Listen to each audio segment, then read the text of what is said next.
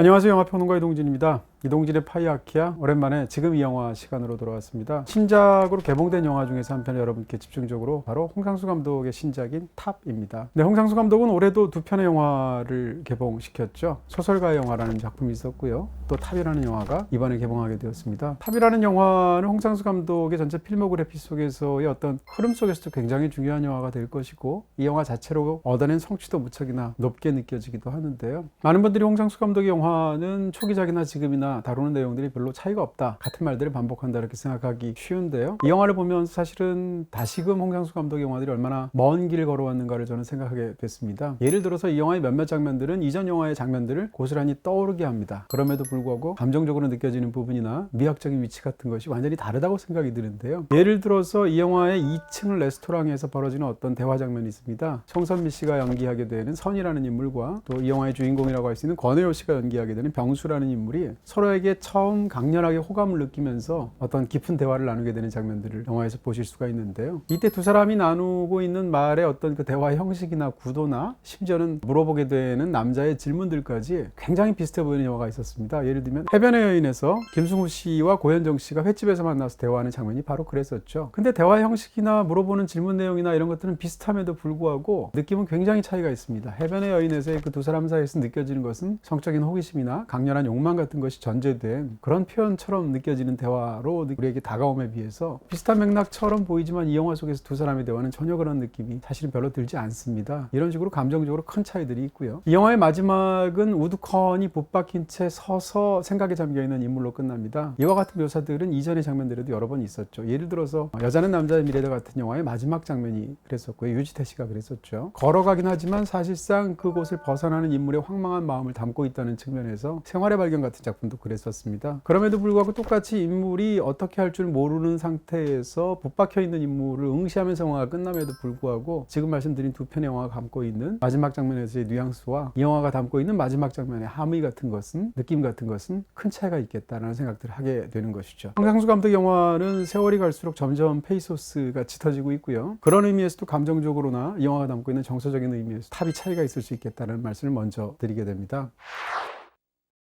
더 흥미로운 것은 이 영화의 구조에 관한 부분입니다. 사실 이 영화의 구조가 굉장히 복잡하다고 말씀드릴 수 있을 것 같은데요. 그렇기 때문에 이 영화의 내용들이 처음 보시는 관객들에게는 좀 잘 이해가 되지 않거나 혹은 고개가 갸웃거려지는 측면이 있을 것입니다. 언제나 그렇듯이 지금부터 드리게 되는 설명들은 다 제 개인적인 어떤 느낌과 감상과 분석과 해석을 여러분께 말씀드리는 것이고요. 구조에 관한 말로 이 영화를 시작했는데 사실 돌이켜보면 홍상수 감독 영화에서 구조는 언제든지 항상 중요했었습니다. 한동안 오랜 세월 동안 홍상수 감독의 영화를 이야기할 때 사람들이 가장 많이 사용했던 도구는 차이와 반복이라는 용어였습니다. 그러니까 영화에 특히 전반부와 후반부를 대비시켜서 그 전반부와 후반부의 상황과 이런 것들이 인물과 사건 속에서 어떻게 반복이 되고 또 혹은 어떻게 그 사이에서 차이를 드러내는지를 가지고 그 둘의 관계를 보면서 이야기를 풀어내는 이런 방식으로 영화들을 사람들이 많이 받아들였었죠. 실제로 차이와 반복이라는 두 가지 용어는 홍상수 감독의 세계를 다가가기 위한 굉장히 좋은 도구 역할을 하는 것도 사실입니다. 차이와 반복이 중요하다는 얘기는 차이와 반복으로 마주 서는 어떤 두 이야기의 구조 혹은 세 이야기의 구조를 전제할 수밖에 없는 것이고요. 그러니까 초반부터 사실은 홍상수 감독의 영화들은 굉장히 구조가 중요했다, 이렇게 얘기할 수가 있겠죠. 그러니까 홍상수 감독은 영화를 만들 때 어떤 구체적인 디테일 속에서의 그 어떤 은유라든지 상징이라든지 이런 걸 통해서 이야기를 확장시키기보다는 병립하는 서로 다른 이야기들 사이의 관계를 통해서 어떤 것을 드러내는 구조적인 방법을 선호하고 있다. 저한테는 그런 예술가처럼 보이기도 하고요. 흥미로운 것은 이 영화 속에서의 구조가 아예 시각화되어 있다는 것입니다. 영화의 제목에서 탑이라고 말을 하는 논현동에 있는 굉장히 작은 4층짜리 건물이죠. 실제 있는 건물인 것 같고요. 언제나 그렇듯이 이 빌딩 안에서 사실상 모든 이야기가 펼쳐지게 되는데 이 빌딩은 그 자체로 이 영화의 플롯을 담고 있고 구조를 담고 있다라는 것입니다. 동시에 이 빌딩은 경우에 따라서 보기에 따라서는 병수 그 자체, 그러니까 이 영화의 주인공 자체로 보이기도 하죠. 이 빌딩에서 펼쳐지는 이야기는 층별로 나누어서 이제 이야기가 진행되는데요. 홍상수의 영화 속에서 이야기들의 관계는 흔히 병립되어 있습니다. 느슨하게 서로 다른 이야기들이 에피소드가 나열되는 것 같은데 그게 구조 안에서 서로 다른 어떤 관계를 형성하게 되는데요. 경우에 따라서는 이렇게 병렬로 나열되기도 하지만 예를 들어서 극장전 같은 영화를 보시게 되면 서로 품고 풍기게 되는 액자식 구조를 갖게 되기도 하죠. 흥미로운 것은 이 영화는 이 두 가지 구조를 다 갖고 있다는 것입니다. 그러니까 각 층에서 벌어지는 이야기들 사이의 관계를 본다면 홍상수 감독 영화들에서 우리가 흔히 보아왔던 같은 에피소드의 병렬적인 관계가 굉장히 흥미로운 것으로 보이는 그런 구조를 갖고 있는데요. 다른 한편 영화의 전체를 보게 된다면 이 영화의 앞부분과 맨 뒷부분에 등장하는 이야기가 가운데 각 층에서 벌어지는 이야기들이 이렇게 감싸고 있는 것 같은 액자식 구성을 하고 있다라고 말할 수도 있겠죠. 이 영화는 어떻게 구성이 되어 있나 하면 영화 속에서 영화 감독인 병수라는 남자가 자기의 딸인 정수라는 아이를 데리고 어떤 빌딩을 방문하면서 영화가 시작되고 이제 끝나게 되는 것이죠. 방문하게 된 목적은 자기의 딸을 그 빌딩의 건물주이기도 한 인테리어 디자이너인 이혜영 씨가 연기하게 되는 해옥이라는 인물에게 소개하기 위해서입니다. 다시 말하면 딸이 인테리어 일들을 구체적으로 배우고 싶어 하기 때문에 그 건물주인 인테리어 디자이너에게 평상시에 친분이 있었기 때문에 자기 딸을 소개해줘서 그 밑에서 일하게 하려고 하는 목적이었던 것이죠. 근데 그렇게 방문하게 된 사이에 건물을 새로 매입을 해서 본인이 인테리어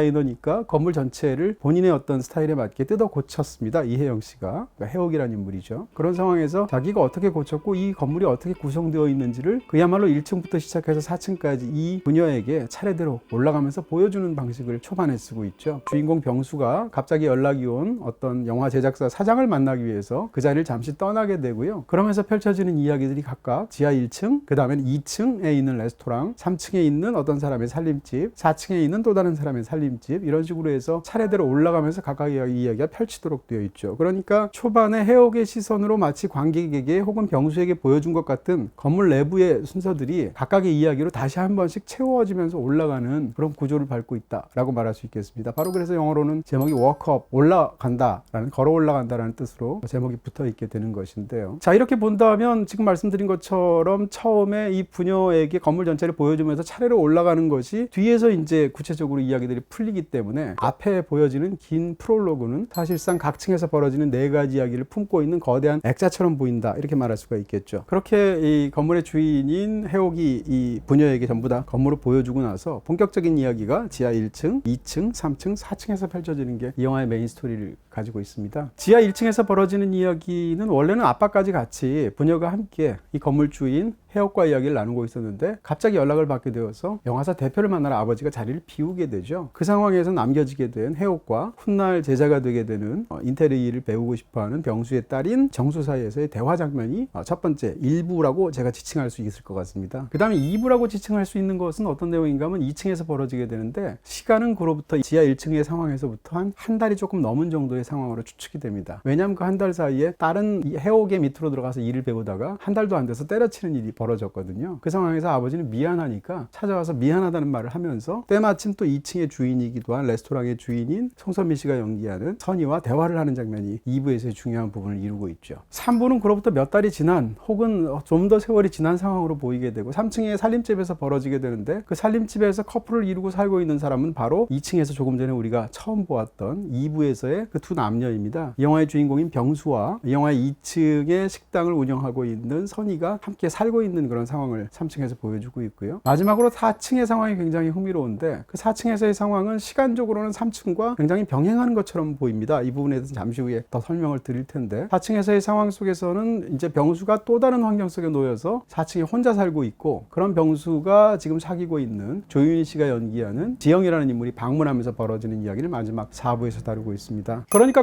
건물주인 이혜영 씨가 이 부녀에게 전체를 보여주었던 부분을 프롤로그로 하라고 하고 마지막 순간에 건물 앞에서 벌어지는 이야기를 에필로그라고 한다면 프롤로그와 에필로그 사이에 이 네 가지 이야기가 들어있는 액자 구성을 한다, 이렇게 볼 수도 있고요. 아까 제가 1, 2부라고 말씀드렸던 지하 1층에서 벌어졌던 두 사람 사이의 이야기의 끝에서 와인이 떨어지니까 편의점에 와인을 사오도록 시키죠. 그렇게 해서 딸인 그 정수가 와인을 사러 나가게 되는데 그러다가 영화의 마지막 부분에는 와인을 사가지고 돌아오다가 아버지를 만나거든요. 아버지는 그 사이 영화사 대표를 만나고 돌아오고 그렇게 또 이야기의 논리적인 부분을 본다면 1부의 끝에 2, 3, 4부의 이야기가 중간에 들어가는 액자로도 볼 수 있습니다. 그러니까 액자 구성 자체도 굉장히 복잡하게 느껴지는 부분이 있는 것이죠. 이 영화의 주인공은 병수입니다. 근데 이와 같은 구조 속에서 우리는 과연 병수가 어떤 사람인지를 추측하거나 이해하는 방식으로 이 영화를 보도록 짜여져 있죠. 근데 흥미로운 것은 이 영화의 1부라고 병수회와 지칭했던 그야말로 지하 1층에서 벌어지는 병수를 서로 다른 측면에서 매우 잘한다고 말할 수 있는 두 인물 사이의 대화에서부터 병수가 어떤 사람인지에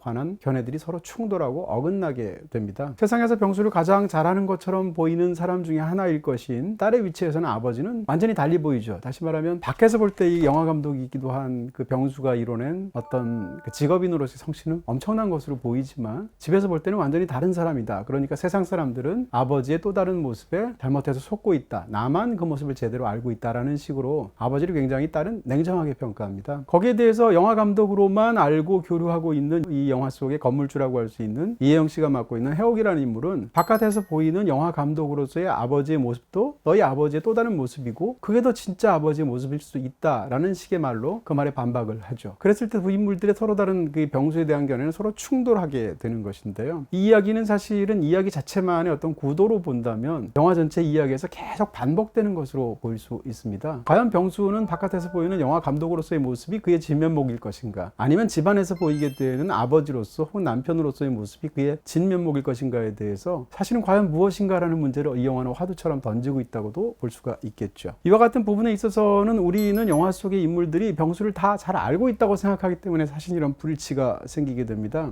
홍상수 감독 영화 속에서 이 문제는 오래전부터 계속 중요하게 다뤄진 문제였었죠. 예를 들면 제목만 들어도 그 영화의 중심적인 테마를 알 수 있을 것 같은 잘 알지도 못하면서 같은 영화가 바로 그런 연장선상에 있었던 이전의 작품이라고 말할 수 있을 것 같죠. 흥미로운 것은 이 인물에 대해서 하는 이야기를 서로 다른 견해를 보였던 두 사람, 그러니까 이 영화 속에 등장했던 딸과 이 영화 속에 등장했던 해옥이라는 지인조차도 역시 마찬가지 맥락 속에서 영화로 설명이 되고 있다는 것입니다. 인터넷과 IPTV 온갖 할인 난무하죠. 이런 할인은 기본, 딴 곳에는 없는 할인까지 받아야죠. 무려 30% 추가 할인 받는 너슬림 요금제. 그렇다면 해옥은 어떤 사람일까? 라는 견해가 있을 수 있는데, 그러니까 줄이라고 불리는 이 신석호 씨가 연기하는 인물이 자기가 무척이나 잘한다고 생각하는 해옥이라는 인물에 대해서 정수한테 이야기하는 장면이 초반에 굉장히 중요하게 등장하죠. 그러면서 남들이 잘 모르는 그녀의 진면목은 이것이다 라는 방식으로 말을 하게 되는데, 이 장면은 사실상 자기 아버지인 병수에 대해서 딸인 정수가 말하는 톤하고 그대로 일치한다 라는 것이죠. 사실은 이것은 어떻게 본다면 이 두 가지가 붙이면서 굉장히 흥미로운 어떤 이야기들을 만들어내게 되는데, 더 흥미로운 것은 이 영화 속에서의 그 주인공조차도 자기 자신에 대해서 양면적인 모습을 갖고 있다라는 것이죠. 이 영화의 3부의 거의 끝부분에 이르게 되면 자기가 너무나 송선미 씨가 연기하게 되는 선희를 사랑함에도 불구하고 병수가 혼자 아직 돌아오지 않는 선희를 기다리면서 침대에 혼자 누워서 이런 말을 되내게 되죠. 나는 사실은 혼자 살아야 되는 사람이고 나는 혼자 사는 게 속이 편하기 때문에 너를 너무 사랑하지만 그럼에도 불구하고 무척이나 미안하다라는 말을 하게 되는데, 사실상 본인 스스로는 혼자 살아야 되는 사람이라고 이 병수가 스스로를 규정하고 있음에도 불구하고 영화 전체를 보면 병수는 혼자 살 수가 없는 사람처럼 보입니다. 3부에서는 선이라는 인물이 있고 4부에서는 지영이라는 인물이 있는데, 이 두 인물은 마치 병수를 뭐라고 할까요? 처음부터 끝까지 이렇게 돌봐주고 케어를 해주는 것 같은 상황 속에서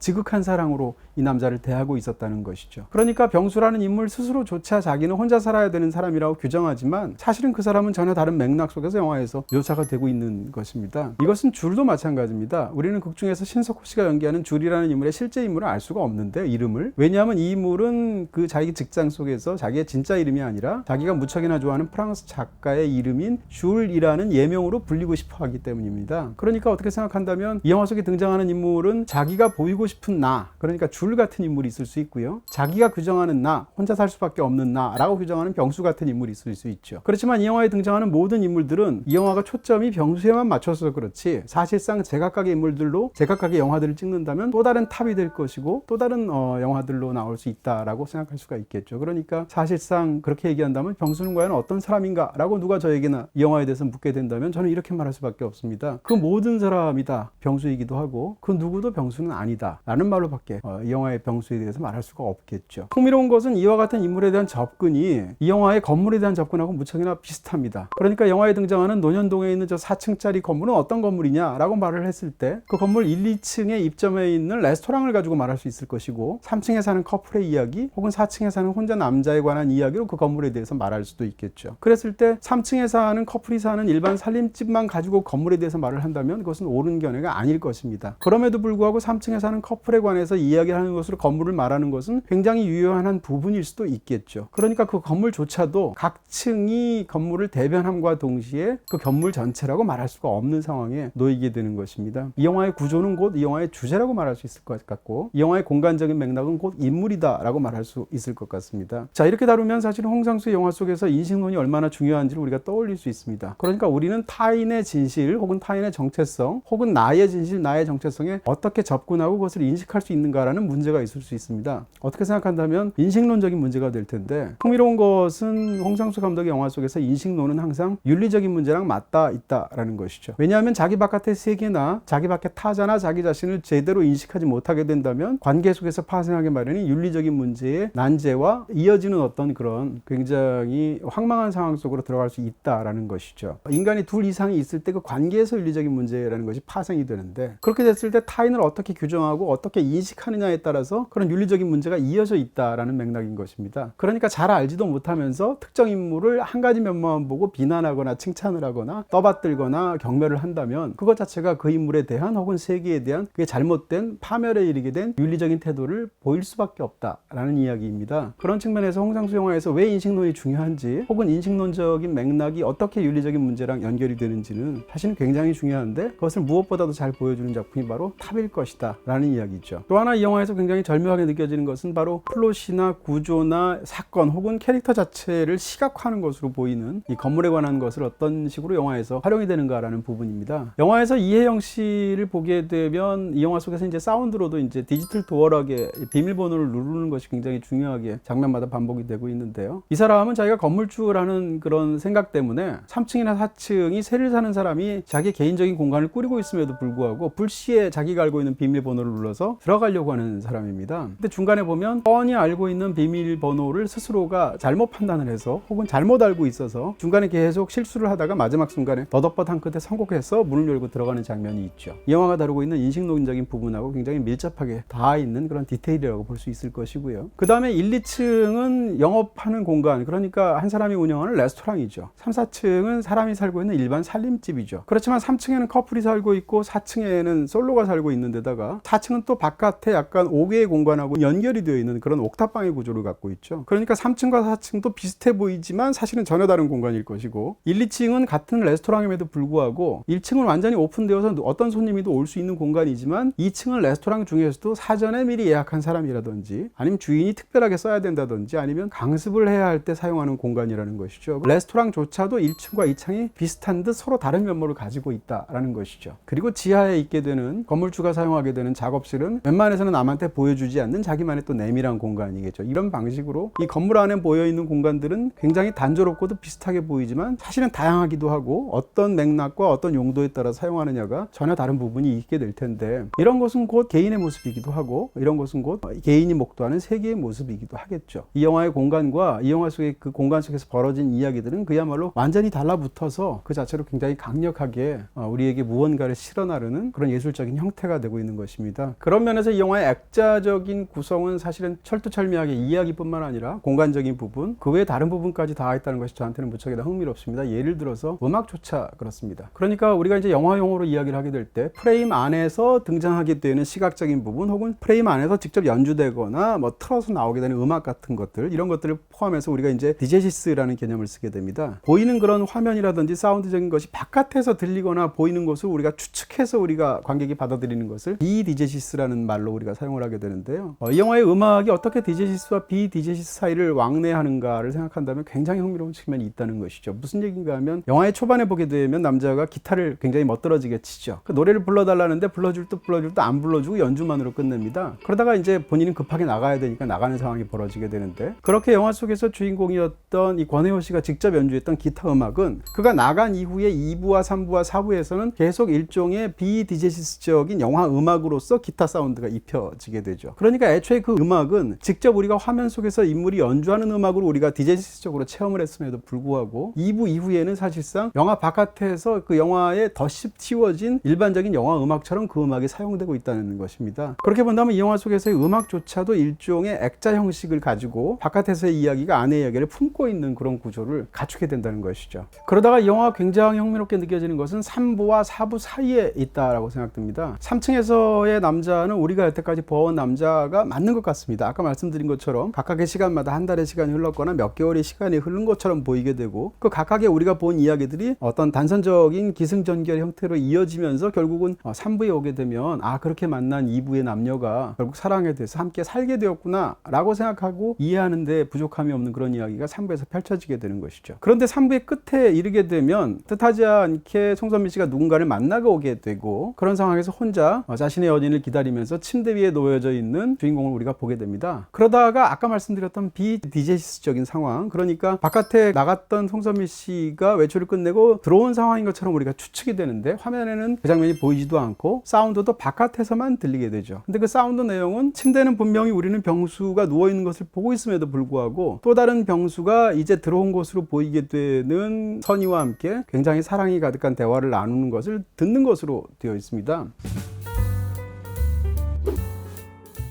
그랬을 때 침대에서 그가 듣는 이야기들은 지금 과연 무슨 이야기인가라는 걸 생각할 수가 있겠죠. 어떻게 생각한다 하면 전통적으로 그냥 침대에 누운 그가 곧 돌아오게 될 자신의 연인과 자기의 대화를 상상하는 장면이라고 볼 수 있을 것이고 중간에 눈을 감았다 뜨는 장면이 있음에도 불구하고 그 장면을 일종의 꿈처럼 볼 수도 있겠죠. 경우에 따라서는 3부의 끝에서 침대에 누워있는 병수가 이제까지 꾼 꿈이 3부의 내용이라고 볼 수도 있을 것입니다. 그렇게 말씀드린다면 3부의 이야기의 끝에서 우리가 여태까지 이 이야기를 이해해온 어떤 단 하나의 방식 같은 것이 굉장히 뭉툭하게 뭉개진다는 느낌을 받게 되는데 그러면서 4부로 이어지게 되면 이야기가 점점 더 달라지게 되는 것이죠. 근데 4부가 되면 갑자기 병수가 이 3부까지 보였던 상황하고 굉장히 단절된 상황인 것처럼 보이게 되고 3부까지 우리가 그때까지 보았던 상황하고 전혀 다르게 또 다른 인물과의 관계를 갖고 있고 심지어는 4층에 새들어서 혼자 사는 상황처럼 보이게 되죠. 그러니까 이 영화의 구조는 굉장히 이상한 게 3부까지의 상황을 본다면 이 이야기를 끌고 나오는 변이는 무엇인가 라고 한다면 가장 중요한 변이는 시간의 흐름입니다. 시간이 흘러감에 따라서 건물을 전체를 보여주었고 지하 1층에서 이야기를 나눴고 한 달 뒤에 2층에서 상황이 있었고 몇 달 뒤에 3층의 상황이 있었으니까. 근데 4층에서의 상황만큼은 그로부터 시간이 전이냐 후냐가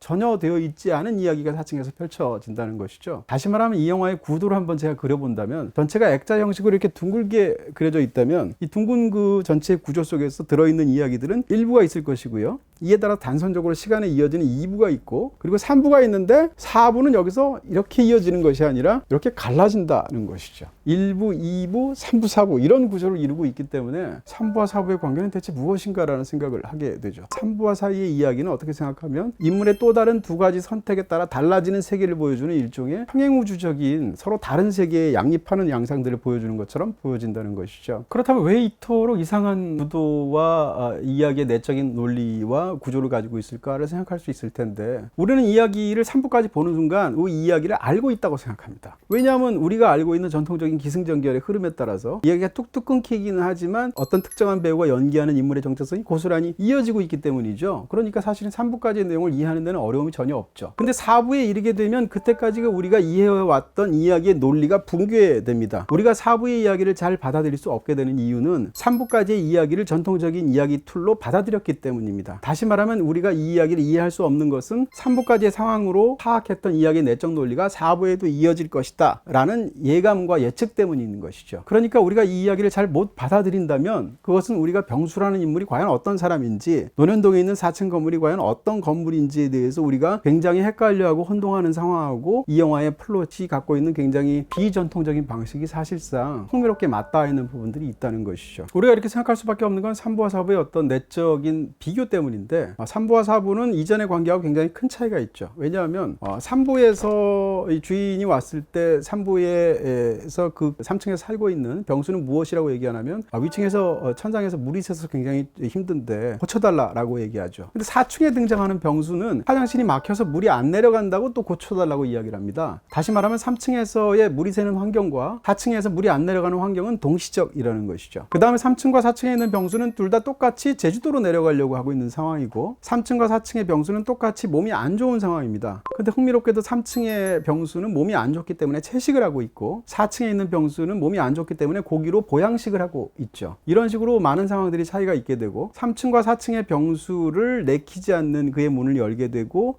이혜영 씨가 연기하는 해옥이 들어가서 우편물을 주게 되죠. 똑같은 말을 하죠. 자기 우편물인 줄 알고 뜯어보았다 라는 말을 하면서 전달하게 되는데 이와 같은 3층과 4층의 상황들이 계속 서로 마주보게 되어 있거나 서로 그것을 반복과 차이에 의해서 비틀게 되어 있는 상황은 사실은 논리적으로는 모순이죠. 두 가지가 동시에 발생할 수는 없죠. 만약에 3층의 병수와 4층의 병수가 같은 병수라면 이 영화에서 정말 중요한 것은 그것이 어떻게 모순되느냐라는 것이 아니라 이 3층과 4층의 병수의 상황이 서로 어긋나는 사실 자체라고 말할 수 있을 것입니다. 이런 것은 사실은 홍상수 감독의 영화에서 굉장히 오래전부터 자주 활용되어 있던 어떤 그런 방식일 텐데요. 예를 들어서 오수정에서 두 남녀의 인물이 서로 가볍게 키스를 할 때 바닥에 떨어지게 되는 것이 과연 포크인지 아니면 스푼인지에 따라서 차이가 있다는 것을 영화가 보여주게 되는데 중요한 것은 왜 이때는 스푼이 떨어지고 이때가 포크가 떨어졌느냐가 아니라 포크와 스푼이 따로 떨어진 것으로 두 인물이 다르게 기억하고 있다는 상황 자체가 중요한 것이죠. 마찬가지로 이 영화에서 보여주고 있는 3층에서의 상황과 4층에서의 상황의 차이점은 그 차이 자체가 이 영화에서 굉장히 중요한 의미들을 내포하고 있다 이렇게 말씀드릴 수가 있습니다. 네, 제가 이제 영화의 미학적인 부분들, 구조적인 측면들, 플롯에 관한 부분들 집중적으로 말씀드려서 상대적으로 조금 더 좀 어렵게 느껴질 수 있다는 느낌이 있는데요. 그럼에도 불구하고 이 영화는 정서적으로도 굉장히 진한 어떤 울림들을 갖고 있습니다. 예를 들어서 저는 이 영화를 보면서 이 영화는 홍상수의 아네트가 아닐까라는 생각을 했습니다. 어떻게 생각한다 하면 레오스 카락스가 자기의 딸에 대해서 갖고 있던 태도를 본인만이 알 수 있는 방식과 또 그것을 굉장히 영화적으로 미학적으로 훌륭한 방법에 담아서 아네트라는 영화를 만든 것처럼 이 영화 속에 등장하는 어떤 그런 부분들이 있지 않을까라는 추측을 할 수 있다는 이야기고요. 사실은 이 영화를 우리가 홍상수 감독에 대해서 알려진 몇 가지 자전적인 사실로 이 영화를 파악하려고 하는 시도가 충분히 있을 수 있습니다. 그럼에도 불구하고 저는 사실은 그런 방법들은 좀 약간 보류하고 싶은 것인데요. 왜냐하면 그렇게 이 영화를 받아들일 정도로 우리가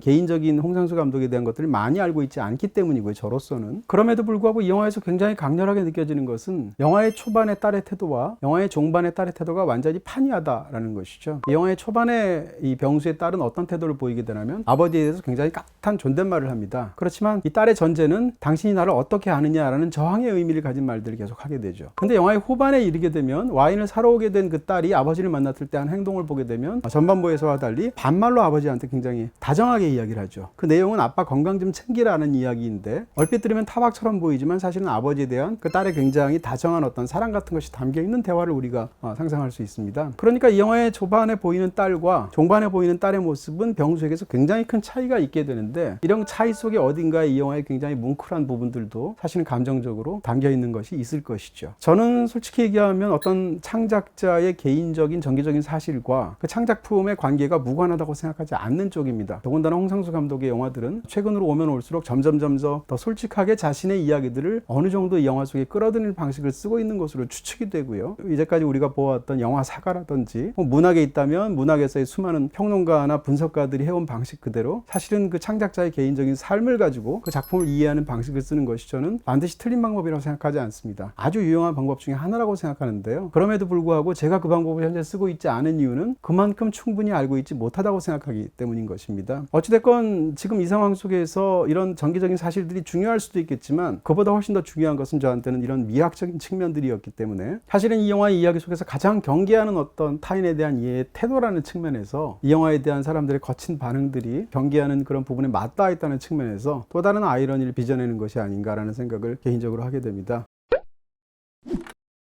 홍상수 감독의 영화에는 항상 시작이 특징이 없다고 싶을 정도로 심상하게 시작하는 경우가 많습니다. 어떤 특정한 공간에 도착하거나 특정한 공간을 막 벗어나는 순간에 인물을 보여주거나 공간을 비추면서 영화가 시작하는 경우가 무척이나 많죠. 도망친 여자가 그랬었고요. 해변의 여인도 그랬었는데요. 이 영화의 사실상 또 다른 주인공이라고 말할 수 있을 것 같은 4층짜리 건물은 건물 전경이 비춰지는 것이 영화가 거의 끝날 때 보여집니다. 심지어는 그 장면은 일종의 시점 쇼트처럼 찍혀 있습니다. 바깥에 혼자 서서 담배를 피면서 생각에 잠겨있는 병수의 모습을 보여주는데 그 병수의 모습에서 컷어웨이에서 밑에서 올려다본 건물 전체 4층 모습이 프레임에 담기는 그런 쇼트를 여러분이 기억하실 수 있을 것입니다. 그때 그 장면은 사실상 병수가 그 건물을 올려다보는 것처럼 보이게 되는데 이 영화를 다 보고 나면 이 건물과 이 병수와의 관계까지 생각하게 되면 이 장면은 이제까지 건물이나 공간을 담아내던 홍상수 영화 속의 방법하고 완전히 다른 방식이다라는 것을 우리가 생각할 수가 있겠죠.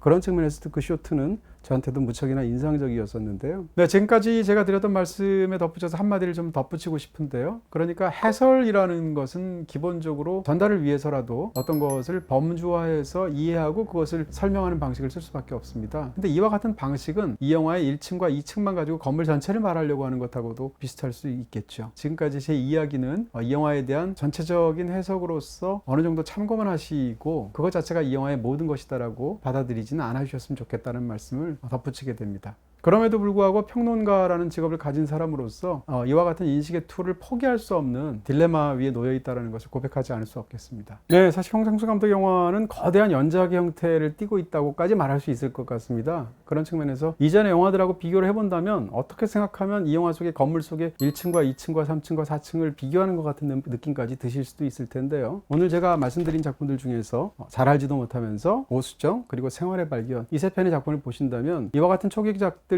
지금의 영화가 사실은 얼핏 보아서는 비슷하지만 얼마나 큰 차이를 보이는지를 사실은 여러분들께서 절감하실 수 있지 않을까 싶습니다. 이 세 편의 영화들 권해드리는데요. 이 세 편의 영화 모두 BTV에서 보실 수 있습니다. 지금까지 이 영화 탑에 대해서 여러분께 설명드렸습니다.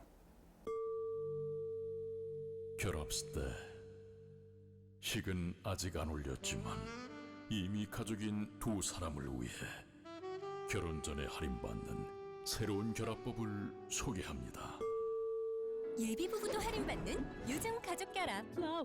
월 최대 23,500원 할인에 매달 VOD 할인 쿠폰까지.